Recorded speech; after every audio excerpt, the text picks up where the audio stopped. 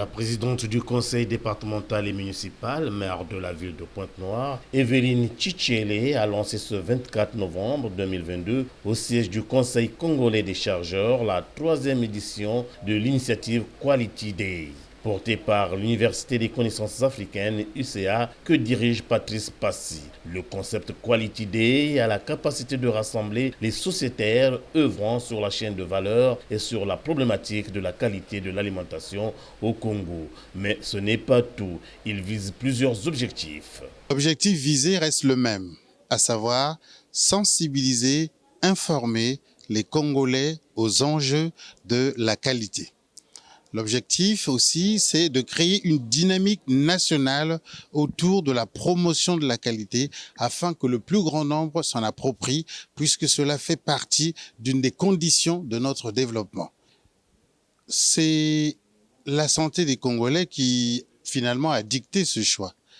Nous relevons que la plupart des maladies cardiovasculaires ont pour cause lointaine, proche, indirecte et directe la qualité de l'alimentation. On ne va pas faire nos constats habituels à notre petite échelle. Notre 3e pas, à savoir la 3e édition, nous a obligés à choisir la qualité de l'alimentation comme un des points sur lesquels nous pouvons faire un focus lumineux, intellectuel et surtout qualitatif pour faire comprendre aux Congolais qu'il est peut-être temps de penser que nous creusons notre propre tombe avec notre fourchette et que l'alimentation est la première des médecines et qu'il faille à présent bien s'en imprégner et s'en occuper. Pour cette première journée, les panélistes se sont focalisés sur la qualité dans le secteur de la santé. Ainsi, tour à tour se sont succédés sur le perchoir le Dr Alain-Serge Bikindu de l'hôpital général de Ngoyo qui a exposé sur le thème mise en place d'une démarche qualité contrainte et ou opportunité dans les hôpitaux. L'hôpital général de Ngoyo présente les atouts de pouvoir s'arrimer à la qualité, n'en demeure pas moins vrai que l'aide évidemment des pouvoirs publics est attendue, a-t-il conclu. La deuxième panéliste, le Dr Dias Okombi, médecin généraliste, elle s'est prêtée à un exercice très complexe. Comment améliorer la qualité de connaissances et l'information sur l'alimentation au moment où les Congolais ont acquis certaines habitudes qui ne respectent pas les garanties de la sécurité alimentaire. Les normes déjà en termes d'alimentation, c'est tout ce que nous consommons. Et tout ce qui va à la bouche, ça passe par les mains. D'où il faut déjà avoir des mains propres, des ustensiles propres, bien hygiéniques, afin de ne pas avoir une nourriture contaminée. Plusieurs avouent que la qualité est une norme qu'ils n'appréhendent pas à juste mesure et qu'il ne faut pas se leurrer que cela soit une fantaisie. La qualité est une norme que nous n'appréhendons pas pour le moment à la juste mesure, en ce sens que c'est une norme en fait d'avenir.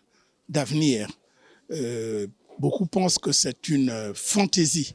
Bien au contraire, la qualité et la façon de vivre dans les meilleures conditions sur tous les plans. Un autre panéliste, Churchill Dixon Poba, lui s'est interrogé sur les critères de qualité d'un aliment. J'ai exposé sur les critères de la qualité de l'alimentation. En fait, c'était pour sensibiliser les Congolais, notamment sur les 2 types de choix de la qualité de l'alimentation. Donc ici, je fais allusion sur les produits que nous consommons directement. Donc il y a le choix qui révèle de la pensée ou sur le besoin de la personne qui a des conséquences, comme je venais de dire au cours de mon exposé. Et puis le choix qui concerne l'objectif de la qualité. Donc ici, choisir un produit, sinon un aliment qui aura un rapport avec la santé du consommateur. Notre pays, depuis longtemps, a l'objectif d'atteindre l'autosuffisance alimentaire, mais ne réussit pas encore à atteindre cet objectif-là. Et de l'autre côté, il vit d'importation alimentaire. Il propose un schéma où les acteurs, les investisseurs et les organismes de financement puissent travailler en complicité et en bonne intelligence avec l'université pour que quand quelqu'un a le projet d'investir dans un domaine agropastoral, il a le financement, mais avant de se lancer dans ça, pour sécuriser l'investissement et le rentabiliser, qu'ils puissent s'associer à l'université pour qu'on le conseille techniquement. Afin de garantir une santé saine à sa population, le maire de la ville de Pointe-Noire, Evelyne Tchitchele, se montre sensible à cette dynamique enclenchée par l'Université des connaissances africaines. Et je voulais dire merci justement à M. Passy parce que ce genre d'échange est très important et j'ai souhaité qu'il y ait des séminaires en direction justement des entreprises de l'agroalimentaire, en direction des Congolais, des citoyens de la ville qui sont là, qui doivent apprendre comment est-ce qu'il faut consommer, quels produits consommer, la qualité des produits. Et nous allons accompagner ce genre d'échange pour faire qu'ensemble, nous puissions informer les populations sur l'importance de la qualité de bien consommer. Dans notre programme, nous avons aussi à être au plus près des populations, justement, dans les quartiers, pour parler de salubrité, pour parler... Et ça, c'est une occasion qui nous est donnée pour que nous puissions introduire cela aussi au niveau de ces contacts que nous allons avoir avec les populations.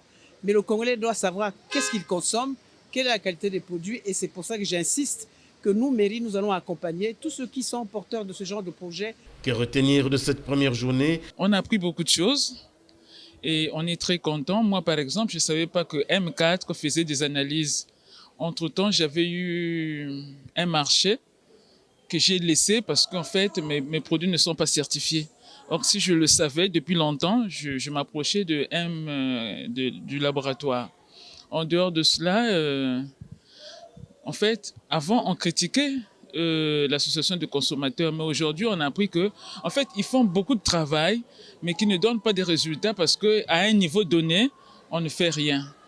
Donc, il fallait avoir toutes ces informations pour revoir notre manière de voir les choses. Une journée bien pleine qui se poursuivra ce 25 novembre dans la capitale économique avec d'autres thèmes et d'autres panélistes.